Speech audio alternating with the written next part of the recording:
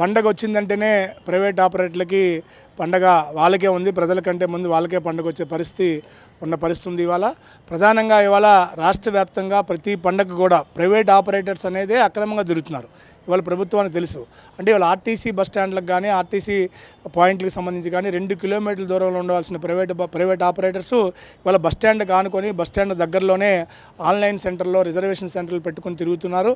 అలాగే ఆన్లైన్ ద్వారా టిక్కెట్లు అమ్ముతున్నప్పుడు కూడా వాళ్ళ మీద ఎటువంటి ప్రభుత్వం చర్యలు తీసుకున్న కారణంగా వాళ్ళ ప్రైవేట్ ఆపరేటర్ సంఖ్య వేల సంఖ్యలో పెరిగింది. వాళ్ళ ప్రైవేట్ ఆపరేటర్ వల్ల ఆర్టీసీకి రావాల్సిన ఆదాయం సుమారు ఏడాదికి 1500 కోట్ల వరకు నష్టం జరుగుతున్న పరిస్థితి. వాస్తవానికి వాళ్ళ ప్రైవేట్ ఆపరేటర్లందరినీ పూర్తిగా కట్టడి చేయాలంటే ఆర్టీసీ ద్వారా కూడా కనీసం 1000 బస్సులు దూర ప్రాంత సంబంధించిన 1000 బస్సులు పెంచాల్సిన పరిస్థితి ఉంది. దీన్ని ఆసరాగా తీసుకొని ఆర్టీసీలో దూర ప్రాంతం తిరిగే ఏసీ బస్సులు కానీ ఇతరత్ర ప్రాంతాలకు సంబంధించిన బస్సులు తక్కువ ఉన్న కారణంగా ప్రైవేట్ ఆపరేటర్స్ పండగ వస్తే ప్రజలను దోచుకునే పరిస్థితి ఉంది.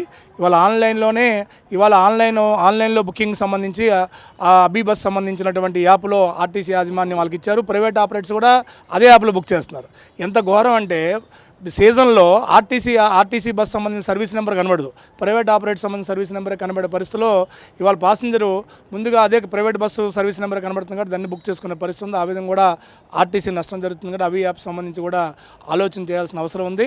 ఇవాళ ప్రైవేట్ ఆపరేటర్స్ని కట్టడి చేయాలంటే ఆర్టీసీలో బస్సుల సంఖ్య పెంచుకోవాలి.